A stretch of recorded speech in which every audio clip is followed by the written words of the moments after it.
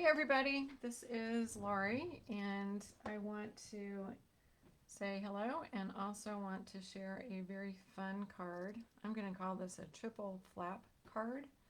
It is one that I have seen a couple of different folks make, at least this style. And when I post this video on YouTube, I will give credit to the lady who I saw make a very similar card to this one on Pinterest. And my apologies that I don't have her name right in front of me at the moment. But what I'm going to do is I'm just going to go ahead and start in this because I want to make sure that we have some time to make this. And let me just show you how this works. It opens up. It's really kind of fun. I'm going to hold it up so the camera will catch it a little bit. It opens up, and then on the inside has a message as well. So I just thought this was a really nice Christmas card, very Christmassy as far as the colors, and it's actually pretty simple to make. Let me show you what you're going to need to make the card as far as materials. The base for the card is a piece of cardstock that is cut to 5.5 by 8.5, and we're going to do some scoring on this in just a few minutes. The color that I used for my card base is Cherry Cobbler. I really, really like that color for Christmas. I just think it's really pretty. And then you're going to need some pieces for the actual frames that we're going to do on the front. So I have 3 pieces. They're all the same size. These are basic white, and they are 4 inches wide by 1 3/4 inches high. So again, it's 4 by 1 3/4, and I have 3 of those. And then I also have 3 more pieces of, this is Evening Evergreen. This is one of my absolutely favorite new colors.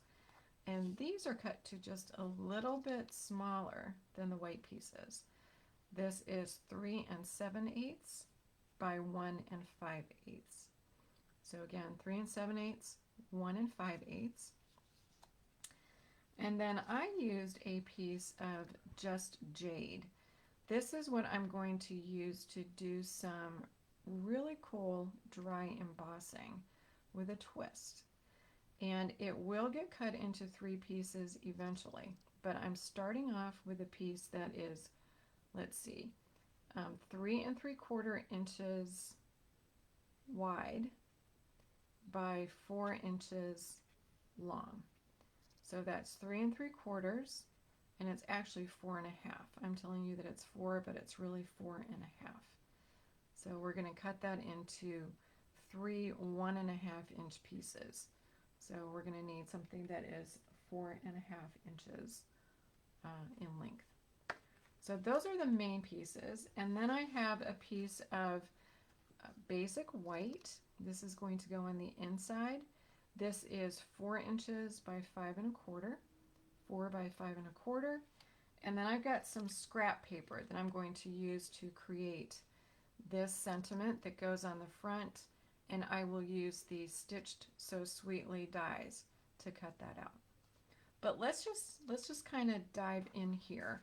And the first thing that I'm going to do is I am going to actually do a little bit of the dry embossing. And I wanted to show you, I went through a process, and I'm sure you guys do this as well, where you get your materials out, you've got an idea of what you want to work with, and you just kind of play.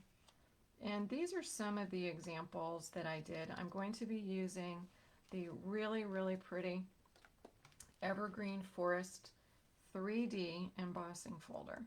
This is just a gorgeous, gorgeous embossing folder.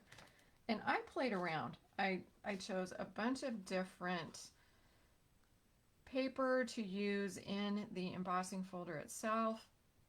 This one is an old, it's Mossy Meadow. And then I used some white craft ink on the top of this. This is a piece of the brushed gold metallic cardstock, and I ran that through. And this is also a piece of what I ended up using, which is just jade. And I did some inking of the trees, and then I came back and I used some of the craft white ink, and I tried to make it look like snow, and it really wasn't working. So that's when I found an amazing way to get the piece to look like this. And I'm going to show you how to do this. And it's going to be one, if you haven't done this before, you may think that you're going to mess up your embossing folder. You won't, trust me. This is the exact same embossing folder that I used earlier to make this. And you're going to see why I'm saying that in just a minute. But what you can do, and you can do this using any embossing folder, we're actually going to put ink in the embossing folder, and then we're going to run it through the machine. And it does some really, really cool effects. It gets the ink into the crevices, and it really just makes that design pop, and that's what I wanted it to do.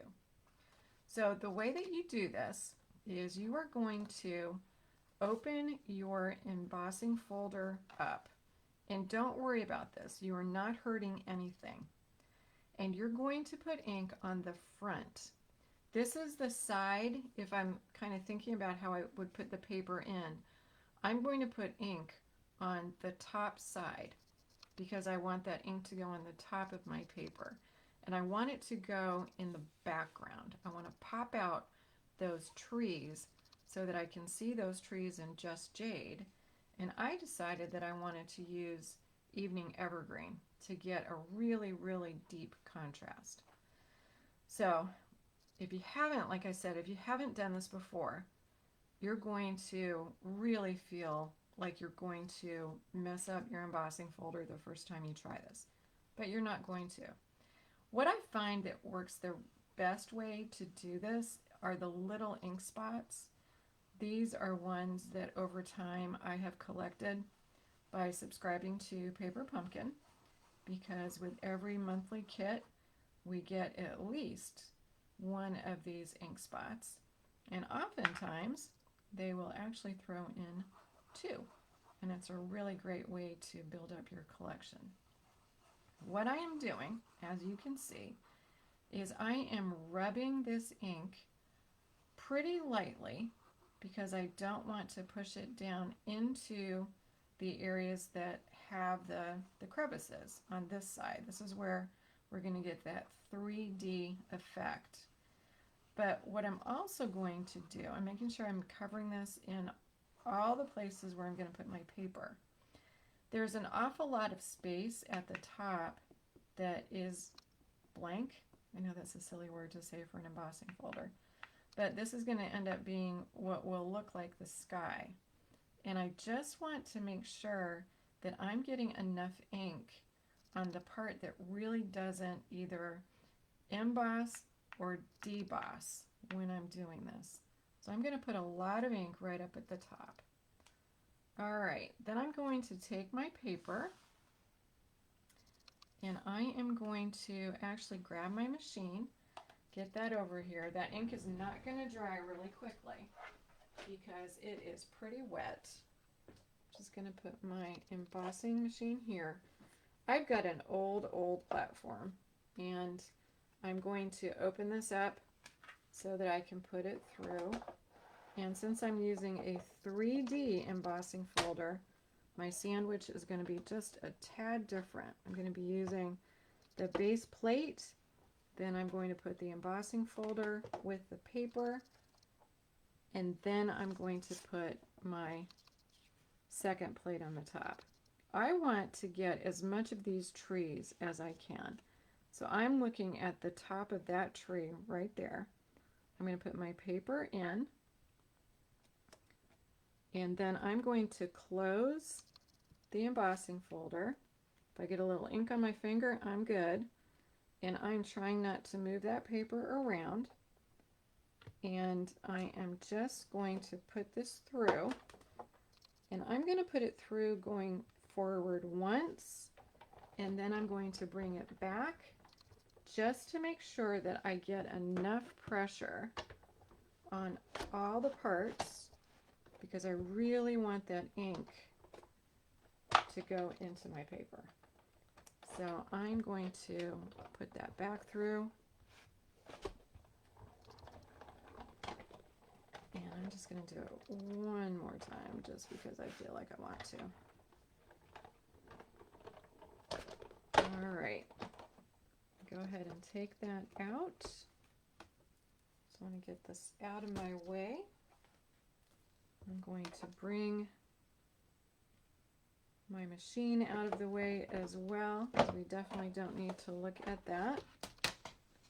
And in 2 seconds, you're going to see how beautiful this is. So that literally just went through the embossing process. And if I lift this up, you're going to see how that evening evergreen just went into the crevices on that paper. Isn't that gorgeous? It really, really pops. Now, don't flip out. All you need to do is take this embossing folder into a kitchen or a bathroom, run some water over each side, and just let it dry. It will be completely fine. And I'm just going to put that aside because I can clean it in a little bit. Nothing is going to happen to that, and it is going to clean up perfectly. But this is a really, really cool way to get additional color into your dry embossing. If you look at the left side, this is a piece of Just Jade, and I ran that through the 3D embossing folder. It's beautiful. It really has a lot of depth, but take a look at the one that we just did. There is so much more pop to that. There is so much more. Yeah, I got ink all over me.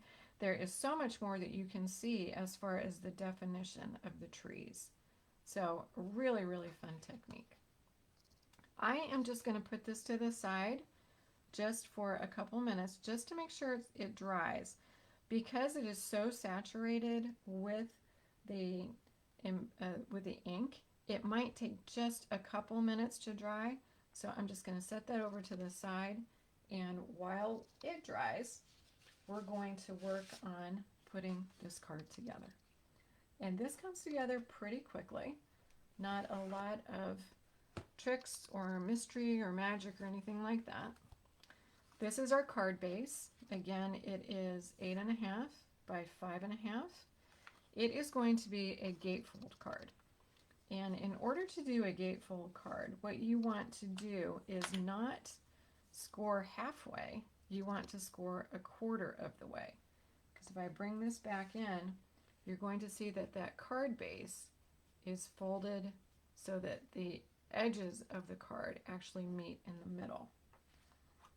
What we're going to do is we're putting it in at the 8.5 inch side, and we're going to score at 2 1/8. That's half of 4 1/4. So we're going to score it at 2 1/8 and just give that a nice burnish. Then turn your card around and score it at 2 1/8. I like to do that being turning the card around when I'm doing score lines that come in the same distance from the edge. It's easier for me, and I think it makes the score process and the lines a little bit more even as well. Maybe I just want to believe that, but I do think that's true. I'm going to fold one of these and burnish. And then the trick with a gatefold is no matter how much you try to get those score lines, the two that we just did at 2 1/8, sometimes they're just not going to be the exact same distance from the edge of your paper.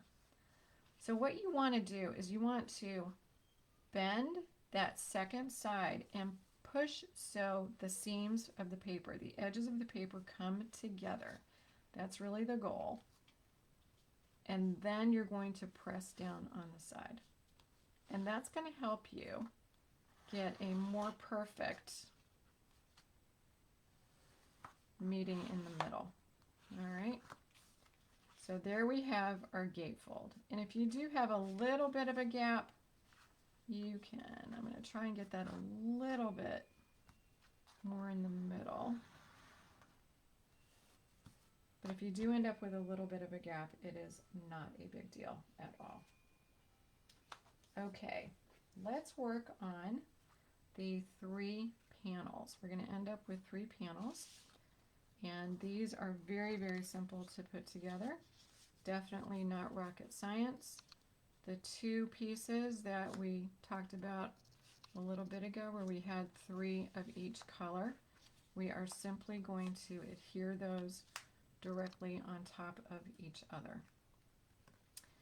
And I think what you're going to find when you're making this card is that there are an awful lot of different designs that you can use this for, different occasions. Just like I always say, you know, you can use these for Christmas, congratulations, birthdays. I'm definitely in the Christmas mood right now, trying to get Christmas cards all set to send out. And I think I'm almost there. Not quite, but almost there. And trying not to get totally stressed out about it. But I've had a lot of fun, definitely made, I'd say, about 4 or 5 different designs. I don't know about you guys, but I like to do at least 2 or 3 different designs each year, so I don't feel like I'm doing a process. I don't like to do the same thing again and again and again. I like to have a little bit of variety in the card making, so I'll put 3 or 4 different designs together. So all I'm doing here, as you can see, is creating these little borders or little panels, and they're going to have about a 1/16 or so inch border all the way around. And while that glue is a little bit pliable, I'm just going to try to get these to look like they're about the same distance from the edge. And the reason is, when I get this done, I'm trying to build a vertical design where it looks like those trees are growing from the bottom.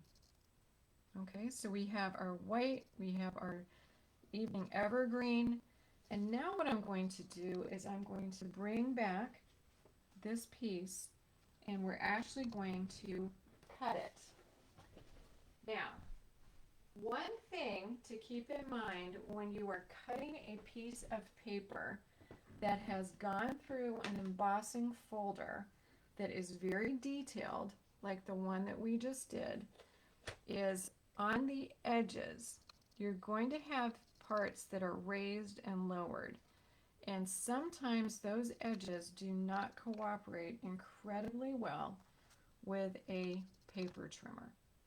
Let me show you a little trick on how to make the cutting of something like this a little bit easier and something that will give you better results. So this is 4.5 inches long, and we want 3 pieces. We're going to cut each one at 1.5. So I am simply going to start at the top. I'm putting that in at 1.5. Now here's the trick.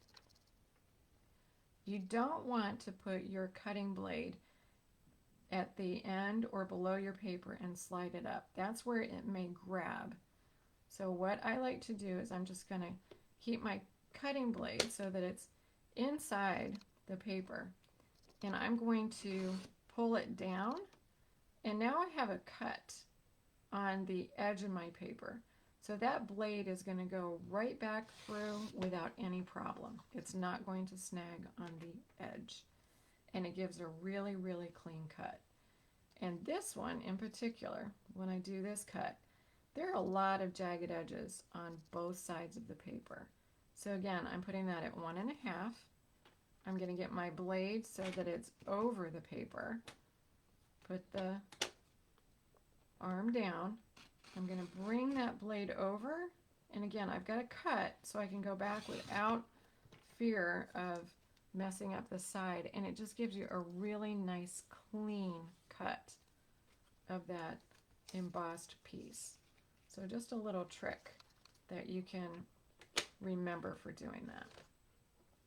So now what we need to do is we're going to add our embossed pieces to the panels that we put together.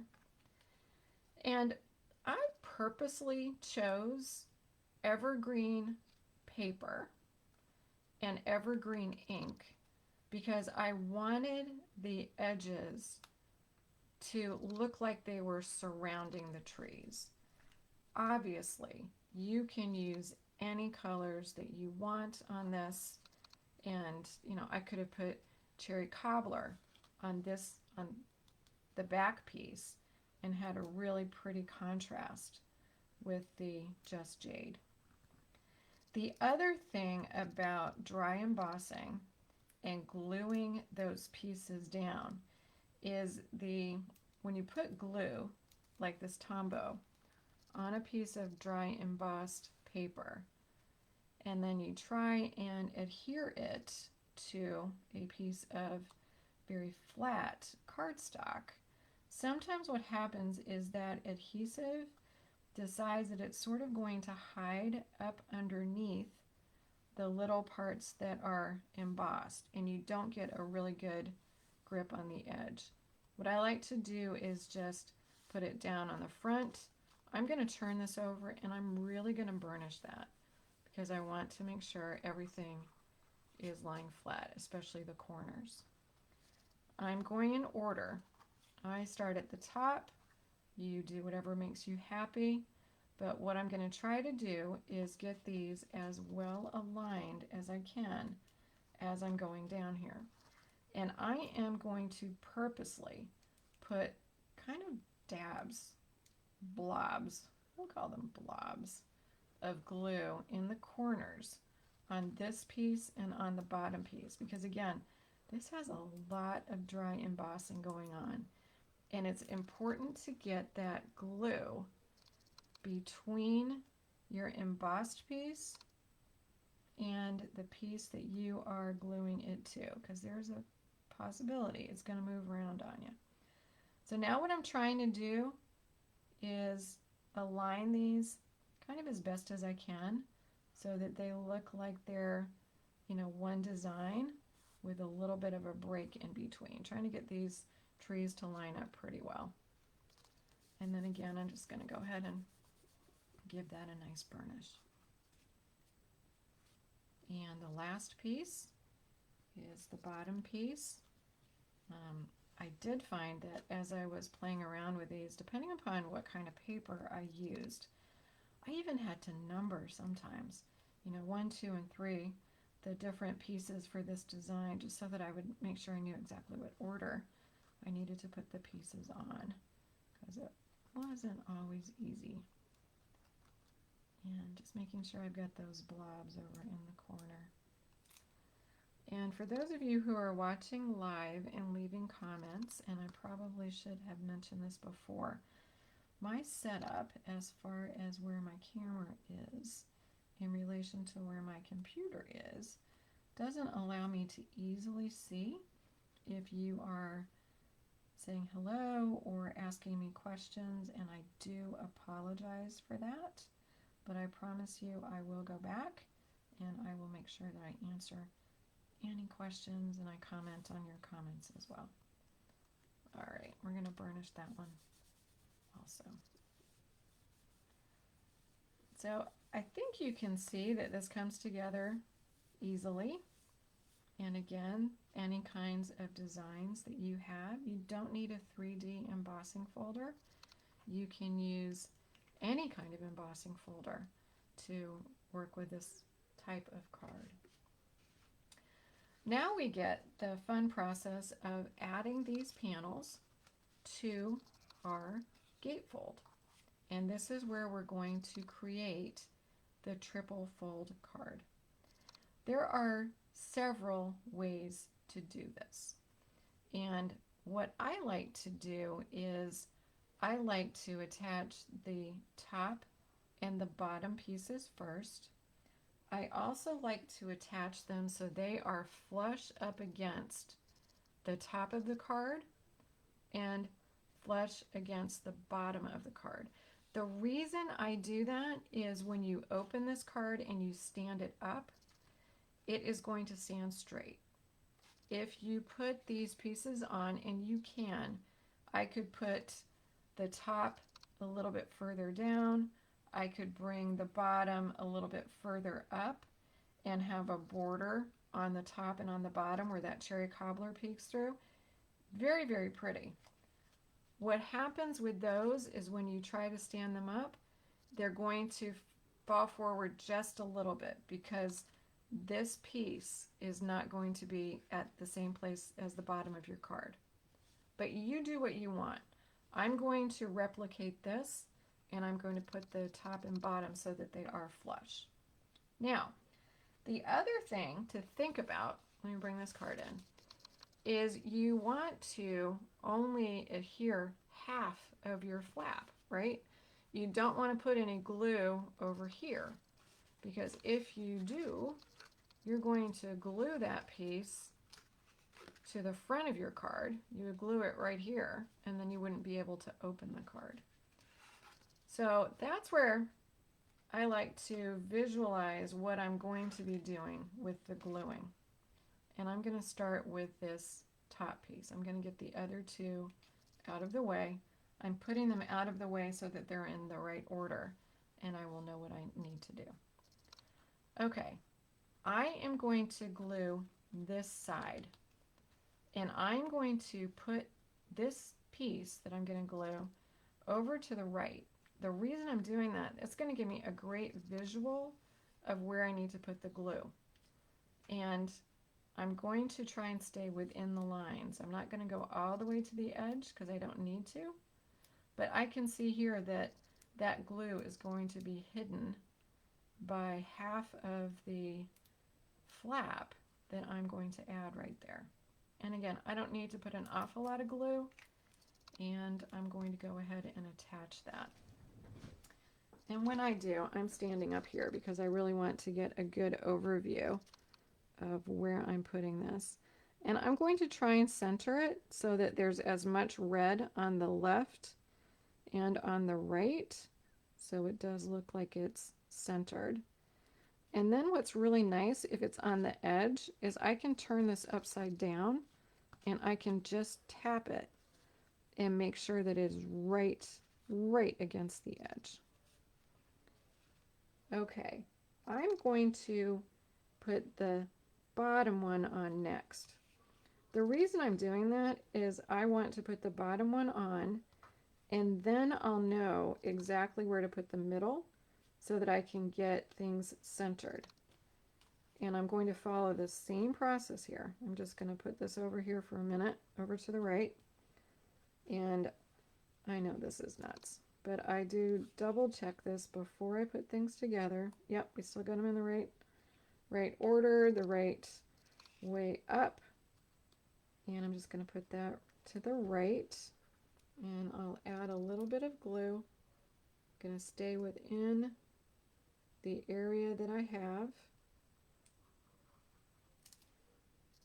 And the same thing, I'm going to take this. I'm looking about as straight down as I can. And because I'm using liquid glue, I can move that left and right and try to get it as centered as I can. And then because that's on the bottom, I can just make sure that that is flush with the bottom piece. And there we go. All right.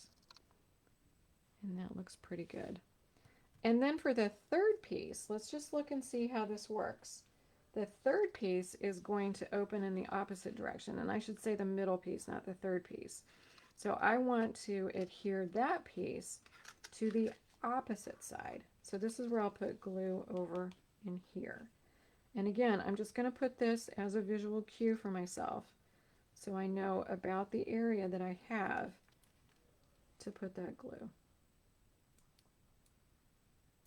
And I just ordered some more Tombow glue. Thank goodness, because it would be a crisis if I ran out.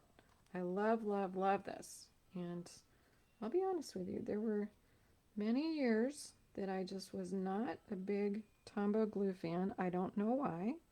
I don't have a great answer for that. But since I have been using it, it is fantastic. And here I'm doing two things to center. I'm trying to get it so it looks vertical, and I'm also trying to get it so that there is equal red showing between the top and the middle strips and the middle and the bottom strip. And just trying to get that as centered as I can. Okay, so that's the basic front of the card.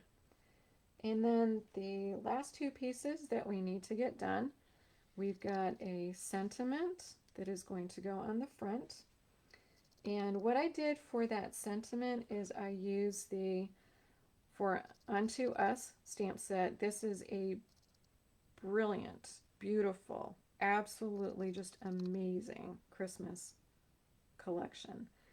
And Hark the Herald Angels Sing is, I mean, how much more Christmassy can you get? I stamped that onto a piece of basic white. I want to say whisper white, and I should say basic white.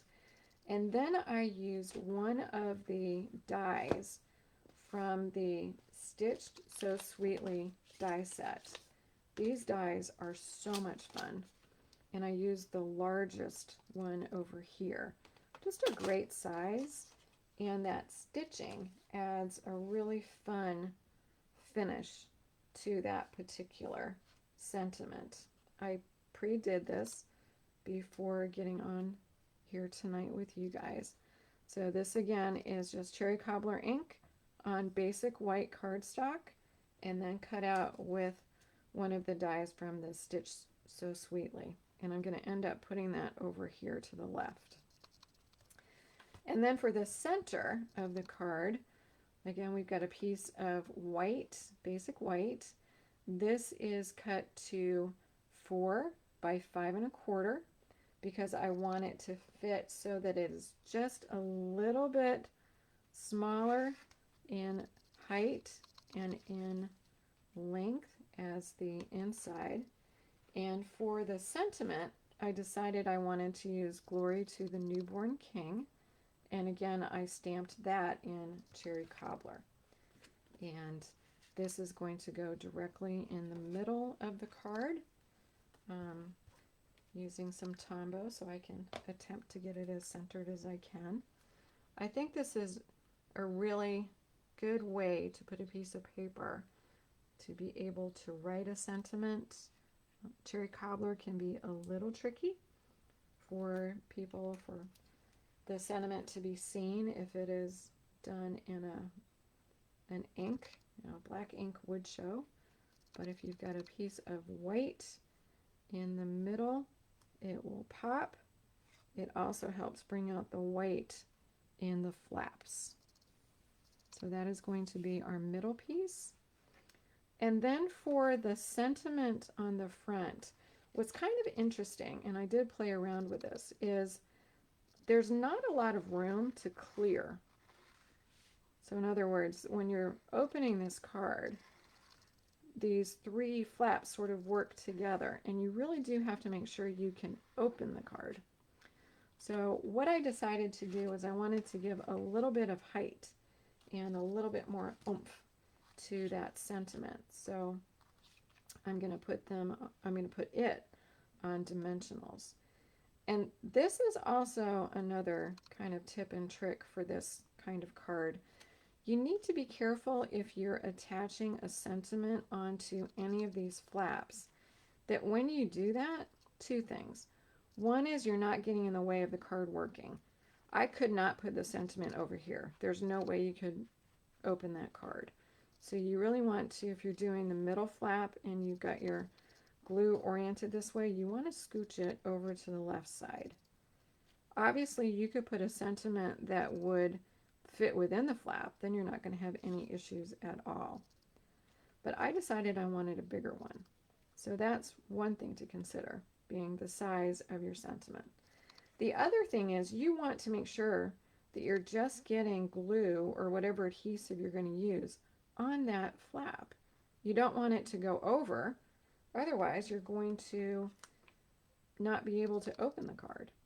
So I'm placing my sentiment on the stamp side down, and I'm putting my dimensionals on, and I'm doing this intentionally because I want to make sure that when I turn it over and I take the wax paper off these dimensionals, that I don't have, for example, I don't have dimensionals down here, so I wouldn't be adhering it beyond the width of the flap.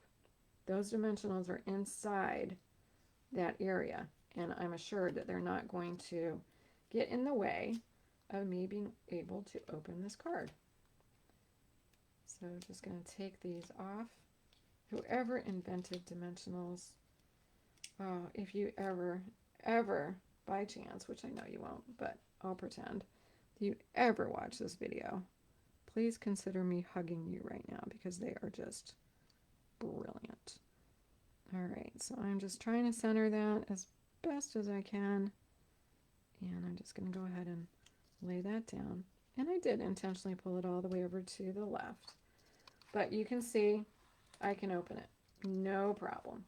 And I can also put it back together. The last thing that I did for this card, and you're going to have to forgive me because I used some bling that is retired, but I really thought it worked incredibly well on this one. And maybe I'll try the silver. We'll see what the silver looks like. But just to have a little bit of a pop at the top and at the bottom of the sentiment. These are designer elements, and they're pretty. What can I say? But there are other elements or other embellishments that you could also use that would just really make this pop.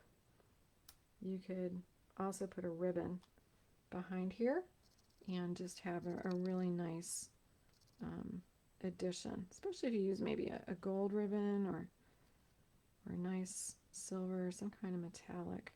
Just trying to get that sort of centered there. All right, so that's it. That is what I'm calling a triple flap card. And the two things that I really wanted to share with you, one is this design and the way that it opens and gives you a really cool way to have the sentiment on the front and also a message on the inside.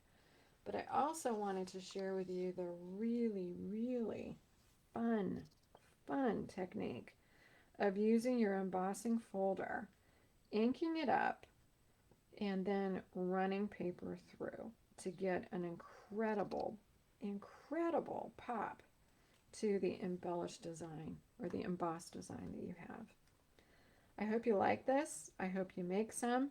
I really think you're going to find that they're a ton of fun, and they don't take that long to make either. And they have that wow factor that we all like. So thanks for joining me, and I hope I see some examples of these kinds of cards that you're going to make. See you later. Bye.